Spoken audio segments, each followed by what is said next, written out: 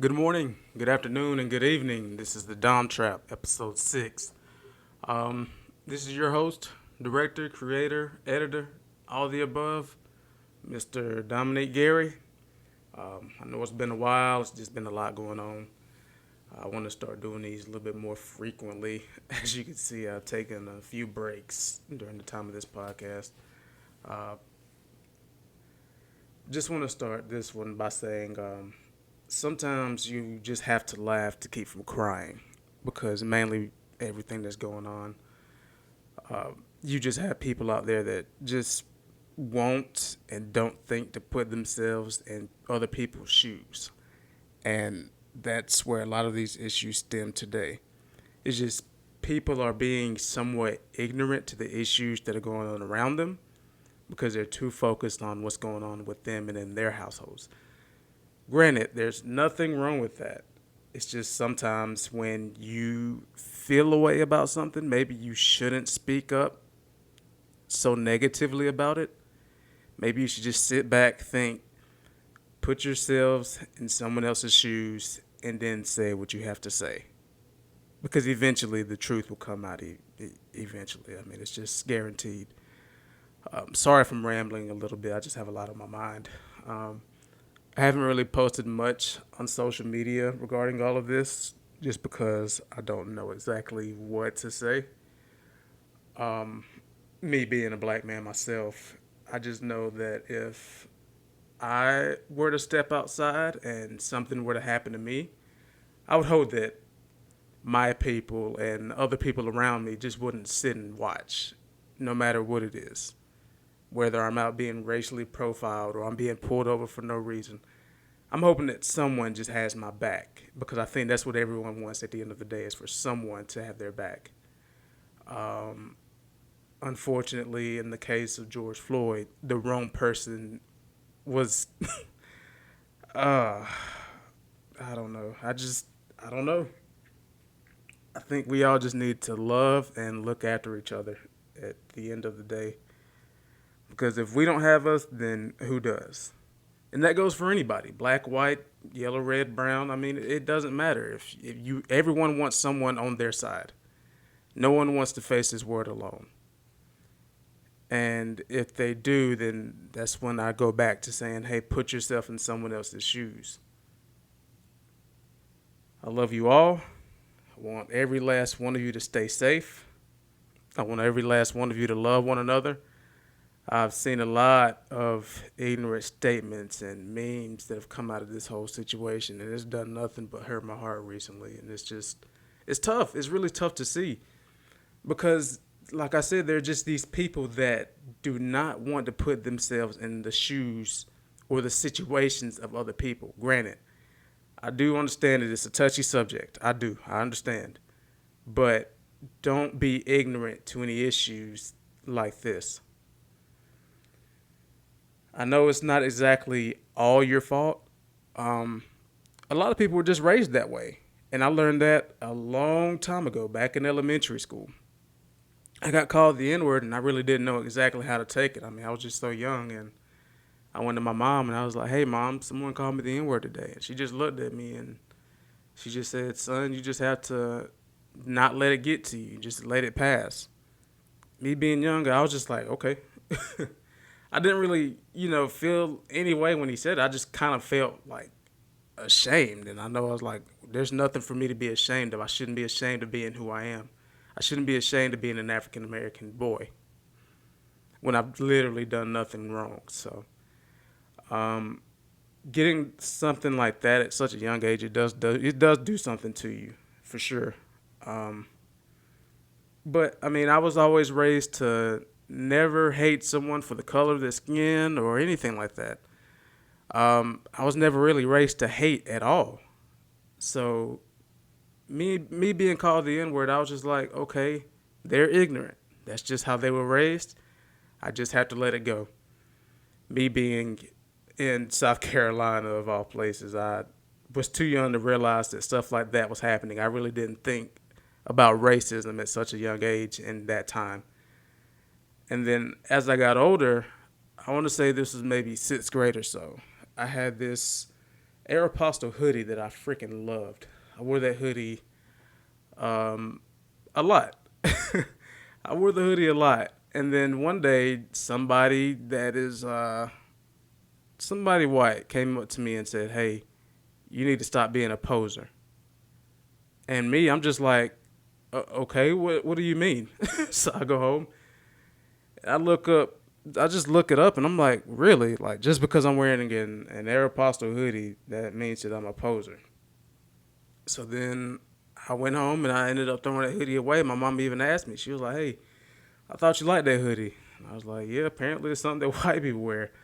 And then she had another talk with me. She was like, "Hey, again, people are just gonna be ignorant. Do what you want to do."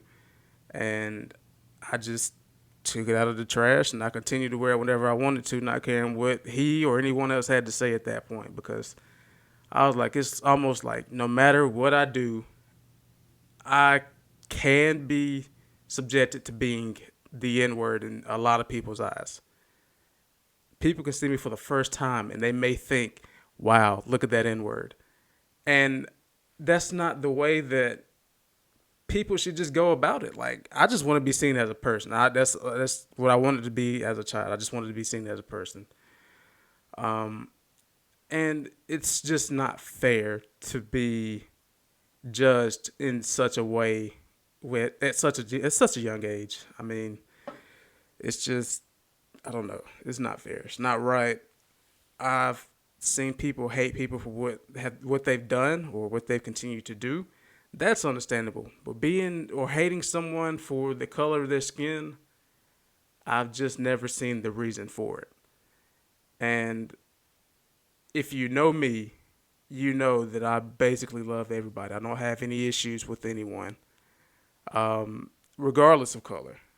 I've never just had an issue with anyone. Um, I know I'm rambling a little bit, but I do want to go ahead and give a moment of silence for those that have been affected and those that have lost their lives and whose lives were basically cut short for no big reason at all. Just no particular reason at all. So I'm going to go ahead and do that now.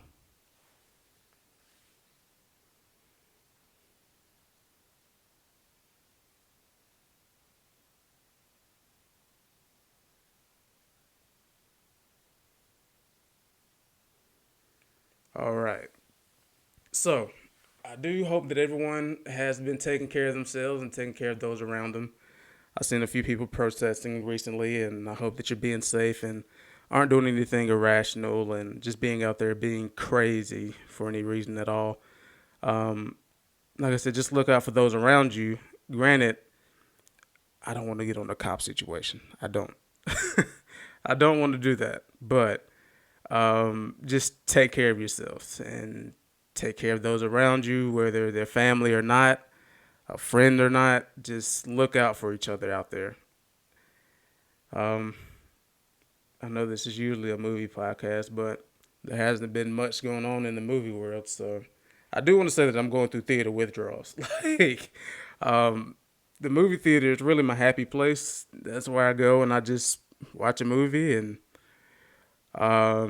it's just me and my thoughts in the movie at that point. So it's just tough not having that time to myself, just being there and just the feeling of being there and the whole movie going experience I really miss, and just being around those people that know me in there. So um, shouts out to the people that are there when I'm at the movies. And it's just crazy right now because the future of movie theaters is pretty much uncertain because uh, I know a lot of small theaters, they're hurting because of this whole I don't want to talk about this much either, but the whole COVID-19 situation. I know they're hurting because their businesses usually thrive on the smaller communities coming to their theaters to watch the movies and not so much the bigger theaters. I seen the AMC file for bankruptcy, I believe, and it's just crazy to think that such a big, huge movie theater franchise is having to do this because of this situation, and it was just kind of so random, and no one was really prepared for it. And I'm really just hoping for the best at this point. Um, as much as I do like watching movies at home, it's just not the same as going to the movie theater and watching them there, basically. And I feel like Trolls 2 may have doomed movie theaters forever with their decision to go on demand instead of it waiting and coming out in theaters whenever theaters open back up. Because now AMC and Regal were threatening Universal to not show their movies. And Universal, the movie studios, they have the big globe shown before their movie comes on. And I mean, if that's true, then that means that there's not going to be any more Fast and Furious movies in theaters. I think Jurassic Park, Back to the Future. I know they're not being really shown. Some theaters do like throwback movies. Um, that means no Back to the Future. There's no Shreks or many, many horror films that won't be shown all because of this situation. So I'm hoping that Universal and these movie theaters are able to squash their issue. And the reason I say Trolls 2 is because they made more in 3 weeks after being on demand. I think you paid $20 for the movie. They made more in 3 weeks than Trolls 1 made in 5 months in theaters. So I understand their reason for doing that. They're just trying to get the most profit in the shortest amount of time. But that's a relationship that is kind of always been there with Universal and movie theaters. The two are basically synonymous. When you think Universal, you think movie theaters or movies at all, like just movies in general. And a world without Universal movies in theaters is a world that I can see, but not so much a world that I would like to enjoy. Because as much as it's my guilty pleasure, I love me some Fast and Furious movies. And if you know me well, you know I love my horror films. So there's that. And I just wonder if having movies on demand is going to be the new standard for a lot of movie companies or movie studio companies from now on, because that apparently is just lucrative for them to put the movies on demand and make people pay $20 instead of paying $7, $8 for a matinee and 10 or 12 for a night feature. Like it's really questionable. And I really hope that that's not the case, because it makes it seem like they're just focused on money, which I agree. Most theaters are, and most movie studios are. They're wanting to make their money in the shortest amount of time as possible, which is why you saw Endgame last year be released, then go out of theaters, and then get re-released with additional footage. And the same with Uncut Gems for one weekend. Uncut Gems came out, not many people saw it, but they heard about it. Then I believe like maybe a month or two later, they re-released it with some interviews at the end of it, which is a cool idea, but they're not really caring about the consumer. They're really all about their money, so it's totally understandable. One of these days, I do want to have an episode where I discuss my top 5 movies in different genres. And I was just on Twitter one day and I seen that people were talking about Logan, and I started thinking about Logan.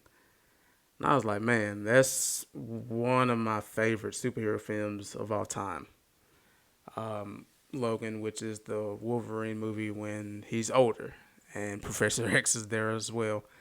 And if you didn't know, and I was just thinking, and I was like, there aren't really many superhero movies that are as good as that one. Granted, it did have a lot of mishaps before it with I believe it was the 2014 movie just called Wolverine. I wasn't a big fan of that one, but by the time Logan came out, I seen the trailer. I was like, oh, so this is basically just going to be a Western with superheroes. And I was like, yeah, I love this. I really want this. So there will be one day I'll do a top 5 different genres. Um, Hopefully sometime soon. As far as movies that I have seen recently, I did see the movie Extraction that's actually on Netflix, which stars Chris Hemsworth. It's directed by Sam Hargrave, who was the stunt coordinator for some of your stunt heavy movies. Um, Avengers Endgame and Infinity War he worked on. He worked on Atomic Blonde. just a few other movies that he was basically a stunt performer at and stunt coordinator. And it's just kind of cool to see a stunt coordinator work his way up to be a director for a movie because with that knowledge, you kind of know what kind of movie you're getting. And it was a great movie. I really enjoyed it. It was a great action movie. It's something that you turn on and you just let ride. You don't think too much about it. The stunts, of course, with it being directed by a stuntman, was great. There's a lot of gunplay. I will say that, and there was some interesting gunplay. And you feel like there's some kind of reaction that's going to be made to every action in the movie.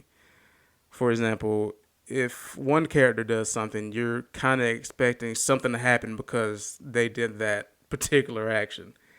And it's good that the movie has that kind of weight on it because you don't think that, well, you think that there's going to be a consequence for every single thing that's done.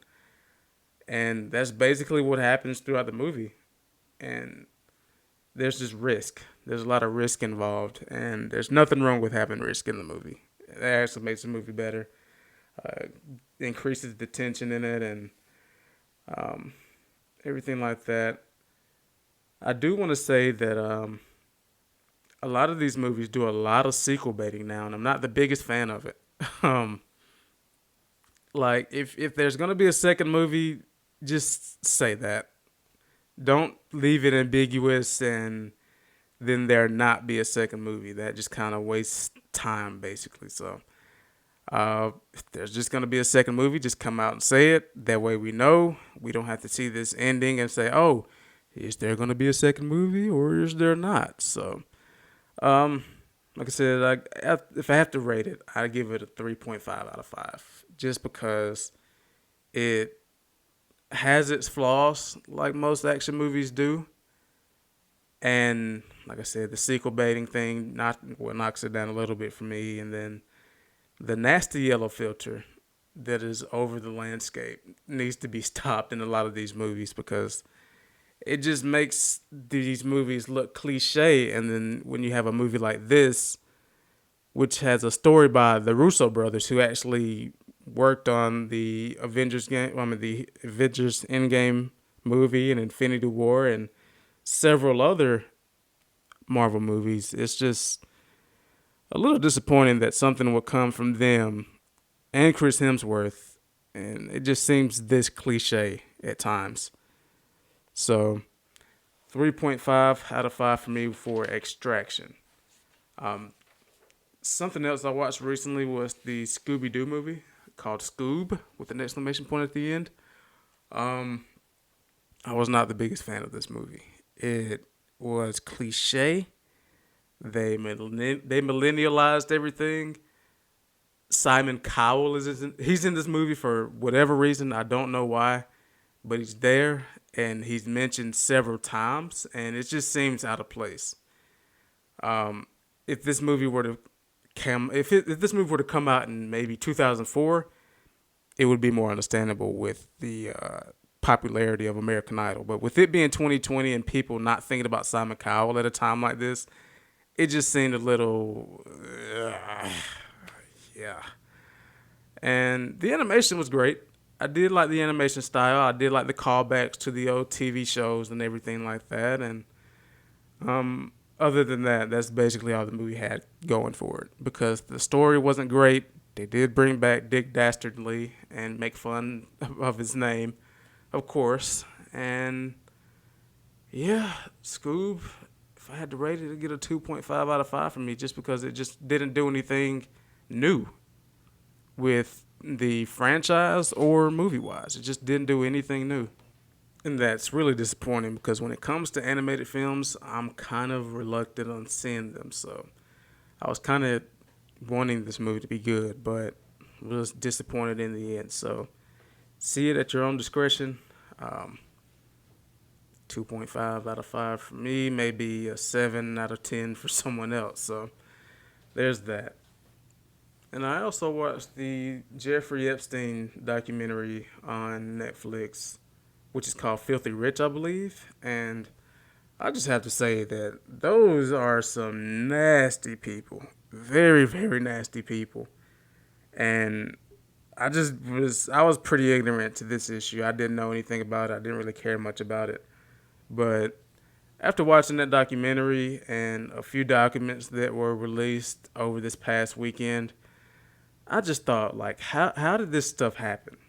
Like, I see how it could have flown under everyone's nose and then they just not care about it, but you just had these young girls get into these disgusting situations with these old men, and it's just a mess. Like, it's really that's really all it is. It's a huge mess. I feel bad for the victims. I really do.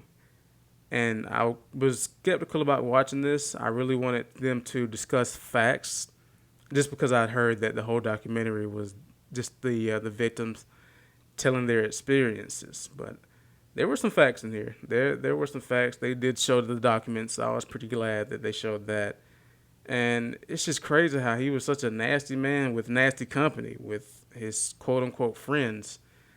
Um, as far as the documentary goes, it was a pretty good documentary. I believe there are 4 episodes. They're about an hour each episode, and his it's just a lot of secrets in there, and it's just the whole thing's just weird.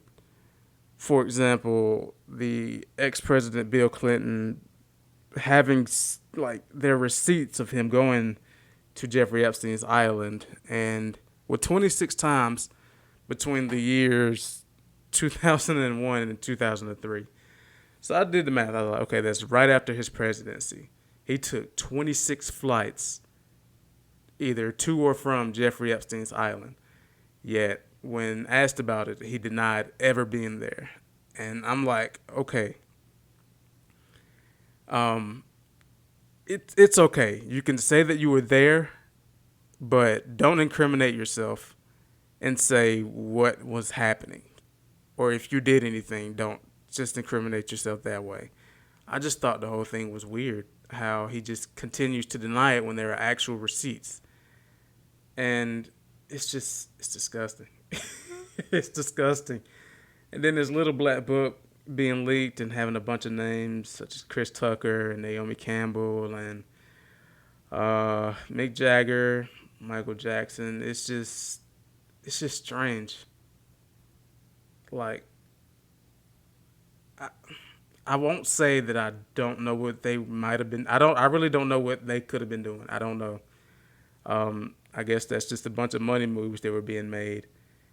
And I just thought that how could all of this have happened? Like, he had an incredible amount of pull with everything. And I'm just thinking, like, how could he have made it this far? How could it have gone that far with that many young women? And it just confuses me the more I think about it. But it happened. I won't say that they got their justice because he quote unquote took the easy way out, depending on who you ask. And I just thought it was funny how they compared him to the Great Gatsby, because he was kind of like the Great Gatsby. Like, he had all of this stuff and all of these connections, but a lot of people didn't know who he was at the time. So, if I had to rate the documentary, I'd give it a 4 out of 5. It's just be careful watching it, because there's a lot to unfold there. Um, yeah, sorry for the voice crack, but I wanted to discuss briefly about my guilty pleasure of romance shows, and I don't know why I like them. Because growing up, I was never a huge fan of The Bachelor or anything like that. Granted, I don't watch The Bachelor, but I like Love Island. I do. I like Love Is Blind. I don't know what it is about these shows, but I'll watch one episode to see what the hype is about, and then I'm hooked, and I can't get off of it until the season is over. So that's just a guilty pleasure of mine that I have. Um, I also wanted to discuss the show Dave that's on Hulu and FX. And I think it's a great show. It does star Lil Dicky. I know the name does throw a lot of people off. And with him being a white rapper who's Jewish, people aren't going to care. Um, it's basically about him being a rapper, and it's like it can't be too hard to play yourself basically in a movie or a TV show. And he does a great job here. I can't lie, he does a great job here. I think it's a really good show. The supporting cast, they do work together and make the show better.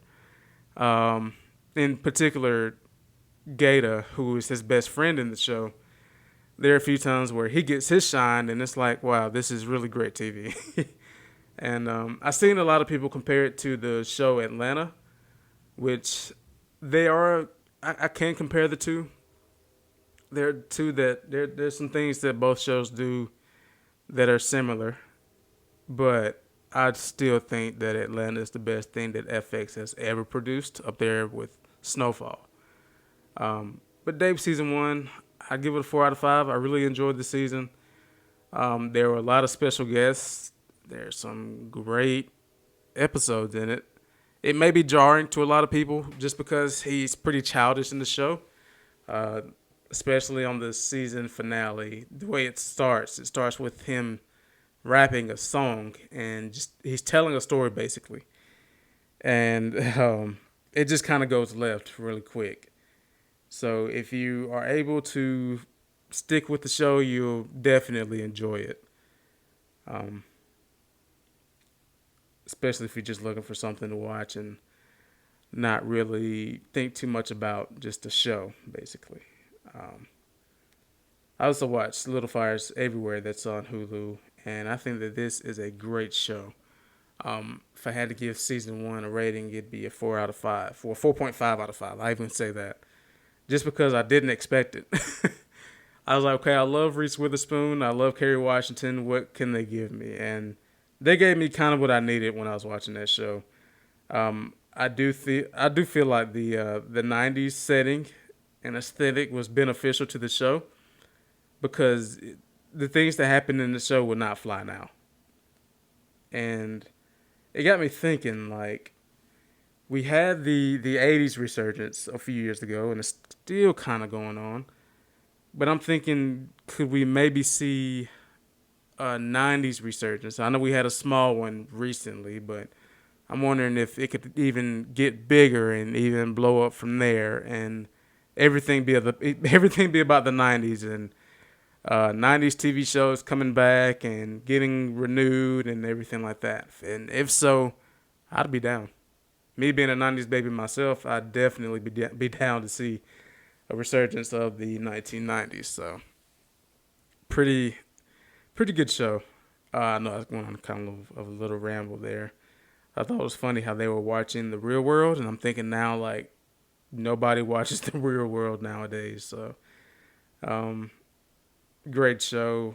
Reese Witherspoon kills it. Kerry Washington kills it. The supporting cast, the children, they all do a great job in relaying the message, I guess you could say, within the show. Even though there's some topics in the show you just kind of have to stick with because some things seem kind of tired, but overall, great show. And as far as TV shows, I did want to touch on HBO as just basically in general. Like recently, HBO has been in kind of a slump, and it's kind of sad to see because HBO is usually where the heat is as far as TV shows. That's where you see a lot of TVMA TV shows. I mean, they've had The Wire, Oz, and The Sopranos, and it's just that's always been the place to watch really good TV shows. And recently, it hasn't really seemed to be that way, and especially in the past 2 years, it's been pretty underwhelming to me. I don't know if it's been like that for everyone else, but to me, I feel like HBO just they've been missing some marks, and they're marks that shouldn't be missed because they've done it already. It's almost like they're trying to do it again, but they're doing it in a less spectacular way. I feel like ever since Game of Thrones season 8, it's just been kind of meh.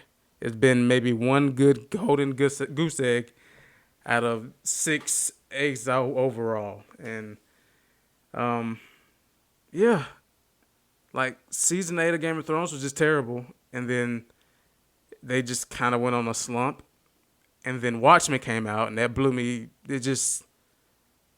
Watchmen killed it. Like Watchmen just went crazy. But before Watchmen, there was Westworld, and Westworld started out as a really good show. I really enjoyed Westworld season 1. Season 2 happened, and I said, okay, they're doing a bit much with the plot. And then recently, season 3, which has just ended, I don't even know if I'll be back for season 4. It'll take some convincing for me to come back. And you have an issue with the show if one of your actors doesn't agree with the direction that his character is going in. And it's a veteran actor at that. So it's just odd. It's just odd how HBO has a lot of shows, but not all of them are good like they used to be. And recently, Insecure with Issa Rae has been on, and this Sunday was the first time I've enjoyed an episode all season. And I believe that was episode 8. And it's just weird because when that show first came out, I loved it. I loved the first 2 seasons. Season 3, I was just getting to the point where I was like, okay, this is kind of tiring. This is wearing me out a little bit. Like, is there going to be more to the show, or is this just going to be it? And then with this new season, which is season 4, there's been a lot of that for the first 7 episodes of the season, and there've just been things that could have been avoided if someone just would speak, but for some reason they just don't, and they just have this drama happening, and it's not helping the show at all for me. I know a lot of people, well, yeah, many other people may love it. I'm just not one of them. I just want the story to progress. They're just still stuck on this one thing that happened, and these 2 characters that just aren't speaking, and it's not doing it for me. It's just boring, to say the least. And yeah, there's that. So I'll more than likely give a review of this season when it's over. But yeah, I just wanted to touch on what an underwhelming year for HBO it's been this year so far. Um, I was on Netflix one day and I was just scrolling through the originals, and I seen Master of None there. So I did rewatch that, and I thought about how great it would have been if the show would continue, but due to the situation that Aziz Ansari found himself in, it's just kind of sad that that has been putting a hold on the show if he wants to return to the show. Or a lot of things that he doesn't want to return to. So, um, Master of None is a great show. It's only 2 seasons. I think the last season came out in 2017. So, if you're looking for something short and sweet to check out, it's about him. He's an actor. He mostly does commercials, and he's looking to get into a movie. And it's pretty interesting. It's a pretty good show.